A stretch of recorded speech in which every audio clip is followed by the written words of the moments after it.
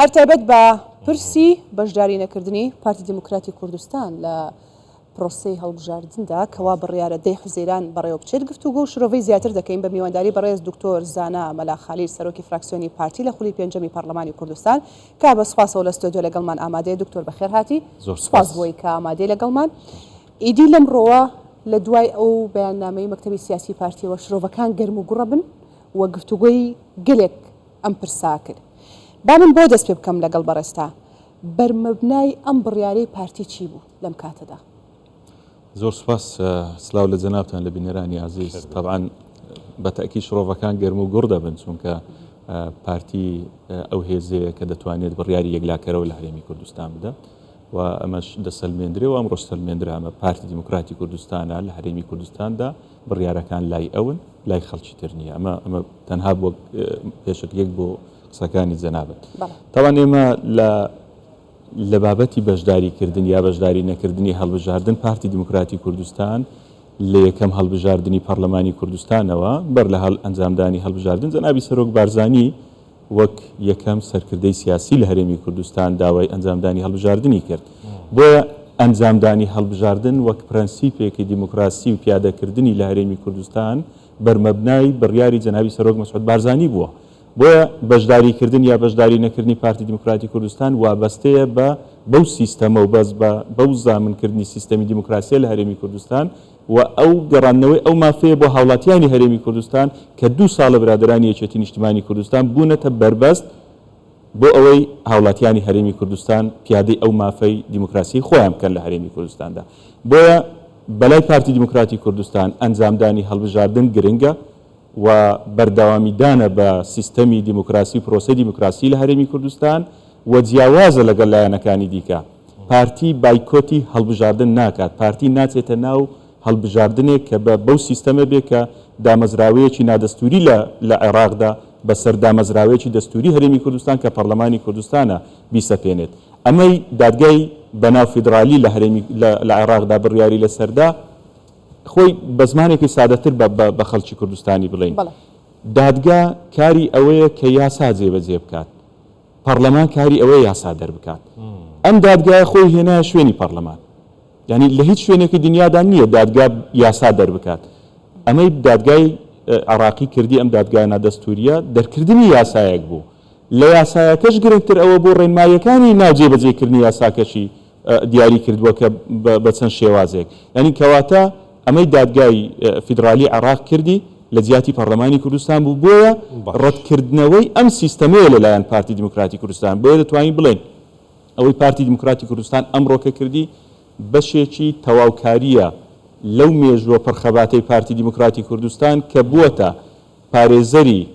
ئەو ئەزمونەی لە هەرێمی کوردستاندا هەیە، بۆتە پارێزەری قەوارەی دەستوری هەرێمی کوردستان. چونکە ئەگەر ئەمە جێبەجێ بکرابە قەوارەی دەستوری هەرێمی کوردستان دەکەوتە ژێر. زۆر باشە دکتۆر، ئەمە شتێکی ئاسان نییە، ئەمە بڕیارێکی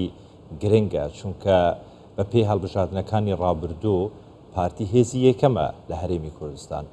ئەنی بەشداری نەکردنی پارتی لە هەڵبژاردنێک کە بۆ هەرێمی کوردستانیشە نەک بۆ عێراقا،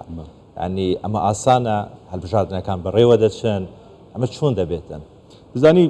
ئەنجامدانی هەڵبژاردن جارێ مافی خۆیمە پێشتری ژە بابەتەمان ڕاگەیاندینە، مافی هیچ لایەنێکی سیاسی نەبووە و نابێ ماف لە هاوڵاتیانی هەرێمی کوردستان زەوت بکە. ئێمە لە 3/11 ساڵی 2022 لە پەرلەمانی کوردستان کە دەبواە لە 3/11/21ەوە کە دەبواە ئێمە هەڵبژاردن لە ساڵی 22 ئەنجام بدەین، داوامان لە لایەنە سیاسیەکان کرد کە بێنە سەرمێزی گفتوگۆ بۆ ئەوەی بتوانین ئەگەر گرفتێک لە یاسای هەڵبژاردننی هەرێمی کوردستان هەیە بتوانین معالەجەی بکەین. دوای زنجیرەیە کۆبوونەوە لەگەڵ برادرانی یەکێتی نیشتیمانی کوردستان لەگەڵ فراکسیۆنەکانی پەرلەمانی کوردستان بینیمان کە بربەستەیە. ئێمە لە 3/4 ساڵی 2022 کە 6 مانگ بەر لە تەواوبوونی خولی پێنجەمی پەرلەمانی کوردستان لە کۆنگرەیەکی ڕۆژنامەوانیدا هەموو ئەو خاڵانەمان بەڕای گشتی ڕاگەیاند کە چێ دەبێتە بربەست بۆ ئەنجامدانی ئەو هەڵبژاردنەی کەوا بڕیارە 6 مانگی دیکە ئەنجام بدرێت. دواتر لە ئەسنای ئەم خوڵەی پەرلەمانی کوردستان 2 جار یەکێتی نیشتیمانی کوردستان لە ڕێگای سەرۆکی پەرلەمانی کوردستانەوە هەر جارەی 6 مانگ دانیشتەکانی پەرلەمانی کوردستانیان پەک خست لە پێناوی ئەوەی هەڵبژاردن لە هەرێمی کوردستان ئەنجام نەدرێت. ئەو کاتەی کە ئێمە دەمانگوت هەڵبژاردن دەبێت لە هەرێمی کوردستان ئەنجام بدرێت برادرانی یەکێتی و سەرۆکی یەکێتی زۆر بە ئاشکرا ڕایدەگەیاند ئەگەر ئەم هەڵبژاردنە بەم یاسایە ئەنجام بدرێت ئێمە نایڵین سندوقەکان بێنە ئەو دیوی دێگەڵا ئەمە ئەبڕۆ ئێمە پارتی نەیگوتۆ ئێمە نایڵین سندوقدا بنێن پارتی نەیگوتۆ ئێمە بایکۆت دەکەین پارتی دەڵێت ئێمە ناسینە ناو ئەو سیستەمەی کە بە سێرماندا دەسەپێنرێت بەڵام دکتۆر باس لەوە دەکرێت تا خولی پەرلەمان درێژ نەکرایەوە ئێوە وەکو پارتی دموکراتی کوردستان ئامادە نەبوون گفتوگۆ لەسەرەوە پرسە بکەن لا بەداخەوە ئەمە یەک کەس ئەمە دەڵێت بەڵام یەک کەسە گرنگە یەک کەس ئەمە دەڵێت من تەقدیرم هەیە بۆ خوشکی بەڕێز ڕێوەسفایە کە سەرۆکی خولی پێنجەمی پەرلەمانی کوردستان بوو نەدەبووە ئەمە بڵێت چونکە خۆی بەشێک بوو لە گفتوگۆکان ئێمە بەر لەوەی وادەی پەرلەمانی کوردستان درێژ بکرێتەوە 5 کۆبنەوەمان لەگەڵ برادرانی یەکێتی نیشتیمانی کوردستان ئەنجامدا و برادرانی یەکێتی خۆشیان ئەم زانیاریانیان لایە من بەداخەوە کە بێ ئاگایانە ئەم بابەتەی باس کرد چونکە ئێمە لە 3/11 وەک باسم کرد کە ساڵێک بەر لە تەواوبوونی خولی پێنجەمی پەرلەمانی کوردستان ئێمە داوامان لێکردن کە بفەرمون گفتوگۆ بکەین بۆی ئەم فەراغی کۆمیسیۆنی هەڵبژاردن لە هەرێمی کوردستان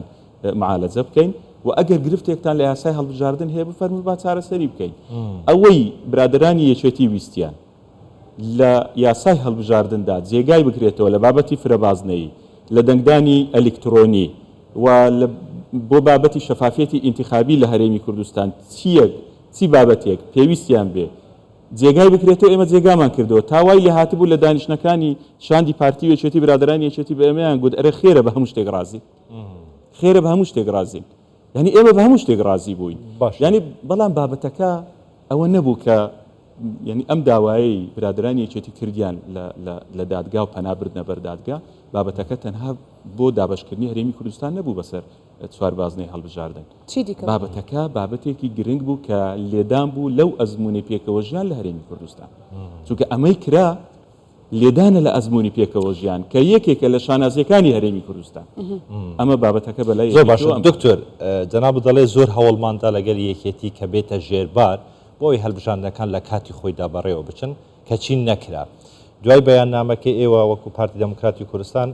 یەکێتی نیشتیمانی کوردستان بەیاننامەیەکی بەڵاو کردووە چەند خۆڵێک پێشێستا دەڵێت ئێمە پابەندین بە وادەکەی هەڵبژاردننی کوردستان کە 6 حوزەیرانە و بە باشترین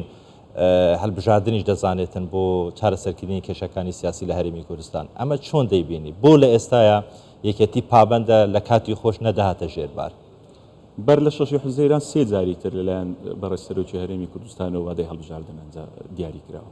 ئێمەش پابەند بووین بە ئەنجامدانی هەڵبژاردن لە وادانەی کە دیاری کرابوون وە کۆمەڵگەی نێودەوڵەتیش برادرانی نەتەوەیە گرتوەکانیش لە بەشێک لە دانوستانەکانی ئێمە و برادرانی یەکێتی وەک چاودێر لە ناو دانیشتەکان بوون خۆیان دەیانزانی چێ بربەستە لە ئەنجامدانی هەڵبژاردن بۆیە پابەند بوون و ناپابەند بوون هەموو خەڵکی هەرێمی کوردستان دەزانێت کۆمەلگای نێودەوڵەتی دۆستەکانمان و نایارەکانیشمان دەزانن کە چێ بوون بوونە بربەست بۆ ئەنجامدانی هەڵبژاردن لە هەرێمی کوردستان دۆخی ناوخۆیی هەر لایەنێکی سیاسی نابێت تحکم بکات لەسەر ئەنجامدانی هەڵبژاردن و زەوتکردنی مافی هاوڵاتیانی هەرێمی کوردستان لەو کاتەی برادرانی یەکێتی ئەم گرفتانەیان بە بەردەوام هەبوو لە دۆخی ناوخۆیی خۆیان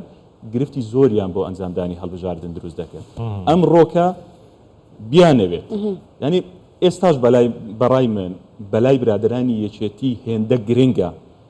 بڕیاری دادگایەکی نادەستوری فەرز بکرێت بەسەر هەرێمی کوردستان ئەوەندە گرنگ نییە کە ژمارەی کورسیەکانی پارتی یەکێتی چەندە بۆچی ئەوەندە بە دڵنیاییەوە یەکێتیە خەیتە بەردەم و بەرپرسیارەتیە دەزانی یەکێتی خۆی خستوتە بەردەم ئەم بەرپرسیارەتە بەڕاستی چونکە ئێمە زانی ئەمە لە مانجی 5 ساڵی 2023 لە بەیانێکی هەژدە خاڵیدا هەموو ئەو هەنگاوانەی پارتی دیموکراتی کوردستانمان بۆ ڕای گشتی ڕاگەیان ئەنی بەر لەوەی ئەم دادگایە بڕیار بدات بە کۆتایی هێنان بە خولی پەرلەمانی کوردستان و ئەم بڕیارە نادەستوریانەی تری دواتر بدات ئێمە هەموو ئەو خاڵانەمان ڕوون کردەوە بۆ خەڵکی هەرێمی کوردستان داوامان لە بەڕێز سەرۆکی پەرلەمانی کوردستان کرد کە بێت دانیشتەکانی پەرلەمانی کوردستان دەست پێ بکاتەوە کە ئەمە زەختێک بوو لەسەر بەڕێز سەرۆکی پەرلەمانی کوردستان بۆی دانیشتەکان ئەنجام نەدرێت بۆی ئێمە نەگەین بە ئەنجام یعنی ئەمە یەکێتی خۆی خستۆتە بەردەمی ئەم بەرپرسیارەتیە یەکێتی بێ ئاگالەوەی کە ئەم بڕیارانە دژی قوارەی دەستوری هەرێمی کوردستانە دەیانەوێت هەرێمی کوردستان دووچاری ئەم دۆخە نەخوازراوە بکەنەوە بەداخەوە کەسانێک لە ناو یەکێتی نیشتیمانی کوردستان بەرەو ئاراستەیە دەڕۆن ئەم قاعدە جەماوەری یەکێتی دوورە لەم بابەتانە باشە دکتۆر بمورە دەبێت ئەو پرسیارە بکەم ئێوە وەکو پارتی دیموکراتی کوردستان لە کاتێکدا ئەم بڕیارەتان داوە کە بەشداری هەڵبژاردن نەکەن بیرمان نەچێت کە کۆمەڵگەی نێودەوڵەتی ئەو دۆستانەی کە بەڕێزت ئاماژەت پێکرد لە دوایین سەردانی سەرۆکی حکوومەت بۆ واشنگتن هەمووان داواکارن لەوەی کە ضرورەتێکی حتمیە دەبێ هەڵبژاردننی پەرلەمانی کوردستان ئەنجام بدرێ ئێوە ئەوەتان لەبەر چاوگرتووە ئێمەش دەڵێن ضرورەتە هەڵبژاردننی پەرلەمانی کوردستان خولشەشەی پەرلەمانی کوردستان ئەنجام بدرێ بە یاسا ئەنجام بدرێت نە بە بڕیارێکی دادگایەکی نادەستوری ئەم یاسایی کە بەرکارە ئێستاش لە هەرێمی کوردستان یاسایەکمان هەیە هەموار کرایتەوە یاساکە حەقی بە پێکاتەکانی هەرێمی کوردستانیش داوە و مافی بە لایەنە سیاسیەکانیش داوە مافی بە کەسانی سربەخۆش داوە کە بێن بەشداری هەڵبژاردن بکەن و ئەوانەی تانەشیاندا لەم یاسایە خۆیان سوودمەند بوون لەم یاسایە ینی دەبواە دادگا هەر ئەسڵەن ئەم داوایە ڕەت بکاتەوە چونکە ئەوەی تانەی لە یاساکەدا خۆی سوودمەند بووە خۆی سەرۆکی فراکسیۆنێکی پەرلەمانی بۆ کە 22 کورسی پەرلەمانی کوردستانیان هەبووە یەکێتی هاوپەیمانی پارتی دیموکراتی کوردستان بوون لە پێکەنانی حکوومەت لە ناو پەرلەمانی کوردستان بێی خۆت سوودمەندبی لە یاساکە سەرۆکی پەرلەمان خۆی سوودمەند بۆ چکە بەم یاسایە بۆتە سەرۆکی پەرلەمان یەکێتی بەم یاسایە 22 کورسی پەرلەمانی کوردستانی هەبووە بەم یاسایە بەشداری حکوومەتی هەرێمی کوردستانیان کردووە و خۆیان تانەیان لەم یاسایەداوە کەواتە هەر ئەسڵەن دەبواە تانەکەیان ڕەت بکرێتەوە لەلایەن دادگاوە زۆر باشە دکتۆر کەواتە دوای ئەم هەلوێستەی پارتی کە هەلوێستێکە شرۆڤەکاران یاخۆت هاوڵاتیان دەڵێن هەلوێستێکی چاوەڕوان نەکراو بوو ینی پرۆسەی سیاسی لە هەرێمی کوردستان بەربەکوێ دەچێت بەرەو چ قۆناغی دەچێتن زانی هەڵوێستەکە بەڕای من هەڵوێستێکی چاوەڕوان کرا بوو لە وەرچی نەک چاوەڕوان نەکرا بوو چکە پارتی هەمیشە پارێزەری قەوارەی دەستوری هەرێمی کوردستان بووە بەلای پارتی دیموکراتی کوردستان ژمارەی کوردستەکان هێندە گرنگ نییە هێندە پاراستنی قەوارەکە گرنگە بۆی ئەمەی ئەوڕۆکە پارتی دیموکراتی کوردستان بڕیاریدا بەڕای من درێژکراوەی ئەو خەباتە پڕسەروەری و مێژوو و خەباتەی پارتی دیموکراتی کوردستانە کە چۆن لە پردێ و لە سەحێلا لوتی دژمنیان شکان بە هەمان شێوە بۆ ئەم بڕیاری ئەمڕۆکەی پارتی دیموکراتی کوردستان جارێکی دیکە ڕێگای لەوانە گرتەوە کە دەیانەوێ هەژمونی خۆیان بەسەر هەرێمی کوردستاندا فەرژین و ئاماژەی پێکرد هاوکارم کە هەم کۆمەڵگەی نێودەوڵەتی هەم ئەمریکا هەم لەسەر ئاستی ناوخۆ لەسەر ئاستی دەرەوەش جەخلەوە دەکەنەوە کە هەڵبژاردن دەبێ لە هەرێمی کوردستان بکرێتن بەبێ پارتیش قرسە هەڵبژاردن لە هەرێمی کوردستان بکرێت یاخود بڵێن ناکرێتن بەبێ پارتی هێزی یەکەمە لە هەرێمی کوردستان چۆن دەکرێتن هێزی یەکەم و بەشداری هەڵبژاردن نەکرێتن یعنی ئەمە چۆن دەکرێتن بەڕای من کۆمەلگەی نێودەوڵەتی ئەو کاتەش دەبواە دەنجیان لێوە بێت کە دەیانبینی برادرانی یەکێتی لەمپەریان دروست دەکرد بۆ ئەنجامدانی هەڵبژاردن 3000 وادەی هەڵبژاردن دەستنیشان کرا و برادرانی یەکێتی نیان هێش هەڵبژاردن ئەنجام بدرێت بۆیە کۆمەلگەی نێودەوڵەتیش دەبواە قسەیەکیان لەسەر ئەم بابەتە هەبێت و هەندێک خەڵکی دیکەش ئێستا خەڵکی پۆپۆلیستی بەداخەوە لە ناو هەرێمی کوردستان بۆ ڕێکلامی هەڵبژاردن پەیدا بوون ئەم خەڵکەش کە ئەمڕۆکە دەنجیان لێوە دەهات دژی بەشداری نەکردنی پارتی دیموکراتی کوردستان دەبواە ئەو کاتیش دەنجیان لێوە بێت کە بۆ چێ دەیەوێت هەڵبژاردن لە هەرێمی کوردستان ئەسڵەن ئەنجام نەدرێت بۆیە ئەم جیاوازی پارتی دیموکراتی کوردستان لەگەڵ ئەو کاتێک کە یەکێتی دەیگوت ئێمە ناهێڵین هەڵبژاردن ئەنجام بدرێت پارتی دیموکراتی کوردستان نەیگوت ئێمە ناهێڵین هەڵبژاردن ئەنجام بدرێت ئێمە ناینە ناو هەڵبژاردنێک کە بە سیستەمێکی سەپێنراو بەسەر ئێرادەی خەڵکی کوردستان بسەپێندرێت دکتۆر بێبەشکردنی پێکاتەکان بە بڕیاری دادگای فیدراڵی عێراق لە پرۆسی هەڵبژاردن لە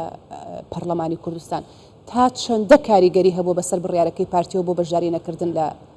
پرۆسەکە بەو پەڕیشانازیەوە پارتی دیموکراتی کوردستان مەبدەئی پێکەوەژیان لە ئەولەوێتی کارەکانی بووە ئێمە پێکاتەکان هاوپەیمانمان بوون لە پەرلەمانی کوردستان تانیان لێ دەدرێت بەوەی کە لە پارتی دیموکراتی کوردستان نزیک بوون بەڵام چەند جارێک تریژ ئەو بابەتەن باس کردیە ئێمە تەنها پێکاتەکان هاوپەیمانی پارتی دیموکراتی کوردستان نەبوون یەکێتیش هاوپەیمانی پارتی دیموکراتی کوردستان بووە بزوتنەوەی گۆڕانیش هاوپەیمانمان بووە و لە قۆناغێک لە قۆناغەکانی ڕابردوو لایەنەکانی تریش هاوپەیمانی پارتی دیموکراتی کوردستان بووە بەڵام پێکاتەکان هاوپەیمانی حەقیقی پارتی دیموکراتی کوردستان بوون هاوپەیمانی ئێمە بوون لە پەرلەمانی کوردستان لە حکوومەتی هەرێمی کوردستان پێیەکیان لە حکوومەت و پێیەکیان لە ئۆپۆزیسیۆن نەبووە جیاوازی پێکاتەکان لەگەڵ لایەنەکانی تر ئەم بابەت زۆر باشە دکتۆر کەواتە لە هەنگاوەکانی دیکەی کۆمیسیۆن بۆ ئاراستەکردنی ناوی بربژێرەکان و ئەو ڕێکارەکانی تر ئیتر تەواو پارتی ستۆپی کرد بەیانی پارتی دیموکراتی کوردستان ڕۆنە لەم بابەتە ینی تەواو بەشداری ناکەن و بڕیاری کۆتاییان زۆر ڕۆن لەم بابەتە پارتی دیموکراتی کوردستان ناچێتە هەڵبژاردنێک بە سیستەمێکی سەپێنراوە بەسەر ئیرادەی خەڵکی کوردستاندا بسەپێنرێت. زۆر باش. دکتۆر